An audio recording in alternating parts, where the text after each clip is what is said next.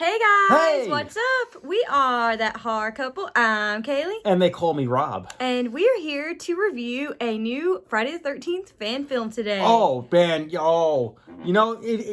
love this. I love this. RoseBlood. RoseBlood. Mm-hmm. Because it's been a while since we've seen a Jason film. Yes. And since it's been like a big gap, the fans have been stepping up and saying, you ain't giving us a film? We're going to make one, yo. Yes, exactly. And that's what they do, man. Mm-hmm. And this film I liked it. It was very good. I liked it. Mm-hmm. And let me tell you, man, Tina Shepard has a sidekick. Yes. A tag team partner, and they are the tag team telekinesis champions of the world! Let's get into it. That horror couple. Oh, yeah. That horror couple. It's us. That horror couple. That horror couple. And they talk about horror. Like and subscribe. Takes place 13 months after Friday the 13th, Part 7. We follow Tina Shepard as she is held and studied at the infamous Camp Crystal Lake Research Facility. Tina realizes that she is not alone. There, in fact, is another new blood, Rose. Directed by Peter Anthony, starring Lar Park Lincoln, Terry Kaiser, Kevin Spirtes, and Sine Lautsis. Okay, so straight up, let's dive in. What do we like? What do we dig? What are we feeling about after watching RoseBlood? Number one like for me was the fact that they brought back Lar Park Lincoln. I love Part 7. I love the character of Tina. I love the actress. She's still so beautiful and awesome, and I love seeing her in this film. Yeah, and same. And what I liked is basically, to me, that was one of the most interesting final girls in all of the Friday the 13th series. Mm-hmm. She was a telekinesis girl, and she battled Jason in Part 7, man. She really, showed Jason, a challenge, Yes. She was whooping Jason's ass. Mm-hmm. And this whole movie is basically what happened to that final girl, what happened to the character of Tina Shepard, the aftermath of Friday the 13th Part 7. Yes. And that's where the movie starts off with, we're seeing her 30 years later struggling, and she's basically still seeing visions of Bad News Cruise. Yep. Of Terry Kaiser. Yes, and it was cool to see both of them. It was so cool. We got to see both of them in a scene together right off the bat. So I was like, awesome! It sets the vibe right away. Yes. I also love the fact that they brought back the Friday 7 score. As I said, Friday, The New Blood is one of my favorite Friday the 13th films, and I love that they brought that score back because it gives me all the chills, all the goosebumps, brings all that back. Yeah, it definitely had the Part 7 vibe all the way through, and that's what I like. And they basically continued the story because it shows Tina 30 years later, but then we get kind of like a flashback to 1989, like a year or two after after all these events happen, we get the aftermath of that. Yes. And it shows Tina 1989 institutionalized. And basically, they captured the late 80s, early 90s so well in this film. They have them hanging out, playing Sonic the Hedgehog. Operation. Yeah, Operation board game that we got. They're playing Mario Brothers. Yes. I was like, this is so late 80s, early 90s, and it's awesome. Yes. It fits in they fit it in that timeline really well. I agree. So they bring in this other girl named Rose who has telekinetic powers just like Tina, but they're actually amplified. She's a lot stronger than Tina, it seems like. And the military's trying to do this secret project called Project Manifest where they're trying to get the girls to resurrect Jason Voorhees so they can weaponize him. Exactly. So the military's involved and they're getting these two characters involved, and they're experimenting on their powers. And I love the interaction between the character of Tina and the character of Rose, and how Tina kind of took Rose under her wing and kind of looked out for her. And I also like the cast of the military, and that's where we got director Peter Anthony. He was like the general or the captain. Yeah, he was the general, yes. The general, and he was also in Vengeance, and now it was great to see him in RoseBlood. And this guy, not only is he a great director, but I like his characters too. Yeah, his characters are always cool. He plays a great badass. Yeah. He always has that don't fuck with this character I attitude. wouldn't, yeah. This guy's run into Jason before, and he always gives him a run for his money. So. Yeah, it was cool to see him again. And Kelly Ellison, Yes. I like seeing her. You know, she was great in this movie, and her character was a badass too. Yes. She was like rough and tough, and she was swallowing bullets. I was like, oh my God, when I saw that scene, I was like, no, don't do it. Oh, she did it. Oh, she was one of the guys, man. Yeah. She showed up the guys in this one. So, yeah, like I said, that's another positive about this movie. The cast is totally badass and cool. And it was good storytelling too. Yes, I love that they built up the story, like gave us a little bit of a background on as to what's going on after part 7, what happened to Tina and everything like that, and what's going on at this facility. Like, it was very interesting. And we also got the origin story of the character from Jason Goes to Hell, Creighton Duke. Yes, that was so cool. When we saw him, I was like, wait, that's Creighton Duke? Yeah, like, it was so cool. And the actor totally played him good. It sounded like his voice, and he had the same look. So, yes, and it kind of explained, because in Jason Goes to Hell, Creighton Duke was kind of like a Jason expert. Yeah. He kind of knew a lot about Jason, so this film kind of fills in the gaps of, like, okay, how does he have so much experience? Not only, like, what happened after 7, but what happened, like, after 8, and then into Jason Goes to Hell, yeah. right? So this kind of... I feel like a good fan film fills in the gaps. Yes. And that's what this film does. It fills in the gaps of like what the main series didn't tell us. Yes. And so we got the origins of Creighton Duke. Yes, that was very awesome to see. Yeah, a girl in a pink dress pushing a hot dog through a donut. Remember? He goes, "Why don't you suck my dick, Chief?" Oh, yeah. Okay. Why are you looking at me like that? Sorry. You think I was just saying that for no reason? Yeah. I'm quoting the Duke, man. He's like, he goes, "Why don't you blow me, Chief? Right after your girl gets done." Oh, yeah.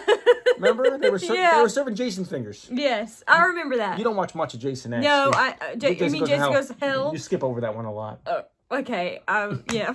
I would like to say, like, it was good storytelling, and it took a while to, like, actually see Jason, but when we did, this film delivered. Oh, I mean, yeah, it was nonstop. The film's about an hour and a half, but we see Jason, like a little bit over an hour it takes to actually see Jason. But once we see Jason, it really delivers, and we see gore. And the first bit of gore that we really see, like that I remember, is when the Project Manifest, that they were calling it, goes wrong, and Rose is covered in blood, like Carrie style at the prom, man. It totally reminded me of Carrie at the prom. It reminded me of that too. Really? Like, she looks so, like, crazy coming out, like, covered in blood, like, That's the thing, and so this is towards the end of the movie, and I don't want to spoil how it ends, so if you don't want it spoiled, just click the link below, check out the film. We'll leave the link below. Yes. Check it out, and then come back to us, and we'll talk about it.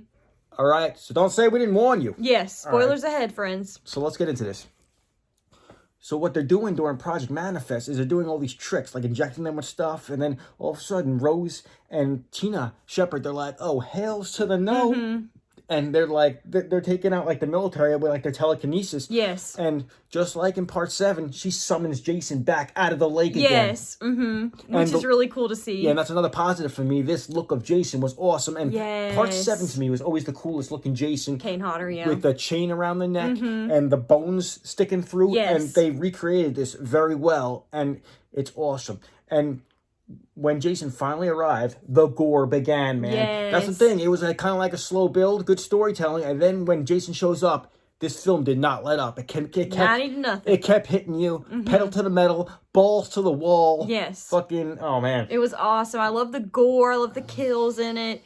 There was one scene that was kind of sad, though, when Creighton Duke's friend was trying to help him. He's like, run! Remember? Yeah, that was sad, though. Yeah, and the gore was, like, really gory and on point, and we got some really interesting kills from Jason. The kills we got from Jason, basically, we got Jason's, like, crushing someone's skull against the wall. Yes. We got Jason ripping out somebody's, like, squeezing somebody's throat, ripping out their throat. Yes. We got the classic parts. Weed whacker. Yeah, that's what I was gonna say. Like the weed whacker death we got the classic axe death, which totally reminded me, like, the first movie. Original Friday, Mrs. Voorhees style, axe to the head. And then, of course, we got, like, the classic machete.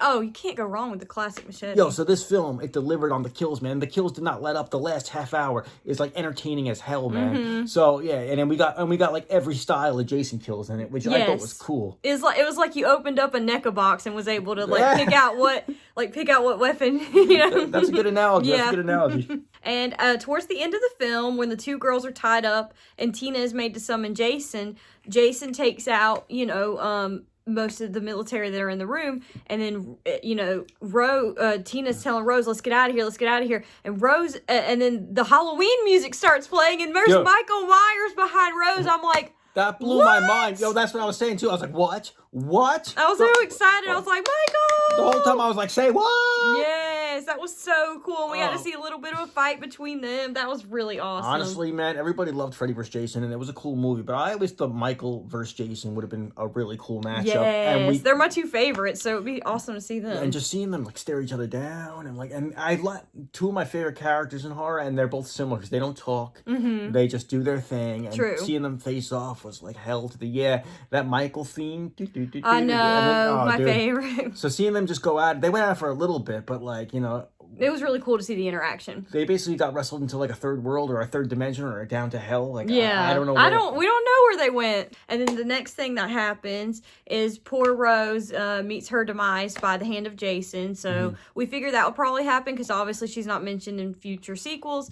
But it was just. But then they cut back to present day. Yes. They cut back to present day, and it shows Tina working on a crossword puzzle. And if you watch closely, the crossword puzzle, the final word is Rose, and it intersects with the word vengeance. Yes, so that was cool. It's kind of like a wink to the original film, which I liked. And then we got the cameo of Cameos of Nick from part 7.